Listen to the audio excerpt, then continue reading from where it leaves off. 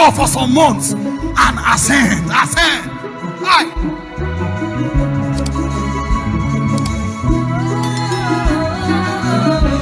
Now, what is happening to you is that you are in a constant state of motion until an external force will stop you. There's an external force that will catch you in a place and say, you will move no further on the path. So it means you on your own, you are not able to say, I will not do it. The more you are talking, your flesh, this thing has been on ground for more than 300 years.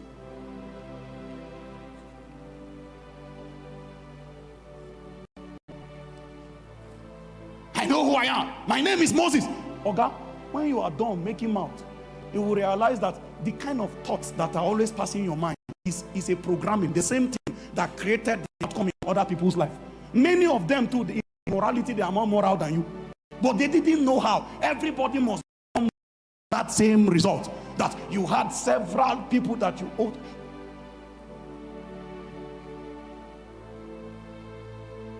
An object will remain in its constant state of rest or motion. It is acted. Somebody tonight, you want to encounter with an external force. Just imagine somebody that wakes up in the morning and decides that today, I want to live right. I want to honor God. Then he takes one step outside. The moment he's trying to make his way from Sabo to Kaswa, the devil just orchestrates one or two people to trigger the appetite and the proclivity for lust that is within his heart. A lady just dressed canting and she walks and passes front. And the moment she's passing, he saw some things. He said, a brother called me. He called me from the top of Kudende Mountain. He said, sir, I'm coming down. I said, why? He just masturbated. I said, which space did you find on the mountain to masturbate? There's no condition you can do for the flesh that he will not be creative to find a way to still walk in compromise. There are those sitting here. You see, you have been able to hide your compromise from men. You think that you are smart, but the truth of the matter is you are in a helpless state of motion until an external force collide with you. I will not do it again. The devil knows your lifespan is 2 weeks. He came from a revival meeting. That's why he's still crying. Leave him for 1 week. When your tears dry first, they will now say, he not stop the cry. They will say, okay, give him another week. Before you know it, the same you that was saying, Lord, if I fall again, kill me. They will make you. It is during your fall. You know, that fall is a besetting sin. That besetting sin, it will bind your will. It will bind your will. It will become one with your obsession and your lust. So much so that when it comes upon you, you will be like a man that cannot have peace until you have honored the yearning of that appetite. And it's like somebody who is addicted to cigarettes. You can see that there is a no smoking rule there. You will still see that he cannot help it. He cannot help it. It's not for man. It's not for man to initiate any change from his own place. You cannot get up by yourself now and say, from today, I will not. It is the spirit that quickeneth.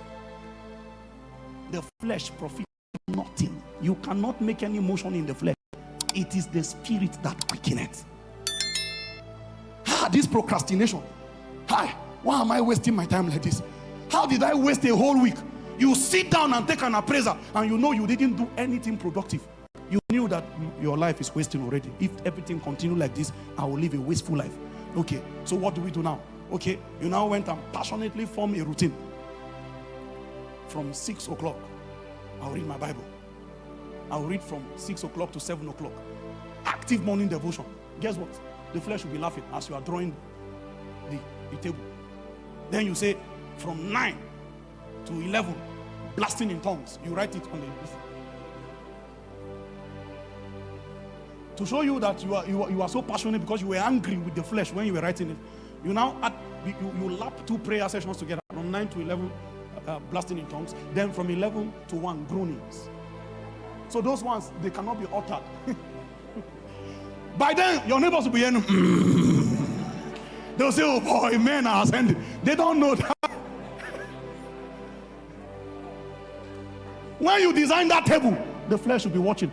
An object will remain in its constant state of rest or of what? Motion until it is acted upon. You see this capacity to stop masturbating, to stop procrastinating, to stop stealing, to stop lying. You cannot initiate the stop. A divine force must engage you first. Then you use routine to stop it from coming back.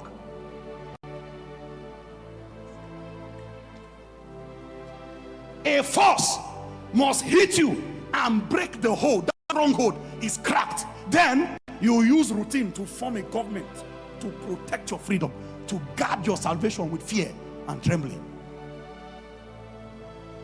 In such an encounter, men continue to escape. They run from it. They don't know that it is in one end. If you can engage the spirit, it is the spirit that quickens. My soul, Cliff, come on, Anakazo, let's read as loud as we can. 1, 2, go.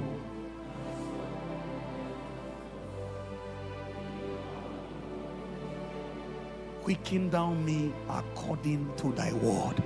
Quicken, quicken, quicken. He says, my soul cleaveth to the dust. But I know that there is an agency in your word that has the capacity to stir me up again. Quicken down me according to thy word. I want to show us a few things. The essence of all of our discourse is to bring us to this point. Romans chapter 8 verse 11. Romans chapter 8 and in verse 11. Everybody, can we read together? 1, 2, go. But if the spirit of him that raised up Jesus from the dead dwell in you, he that raised up Christ from the dead shall also quicken your mortal bodies by his spirit that dwelleth what? The quickening capacity of God is done by his spirit. And you are not quickened until his spirit tabernacles in you. If the spirit of he that raised up Christ from the dead can dwell in your mortal body, he says he also will quicken your mortal body. That quickening is what we have come to explore. He drove for some months and ascend. Why?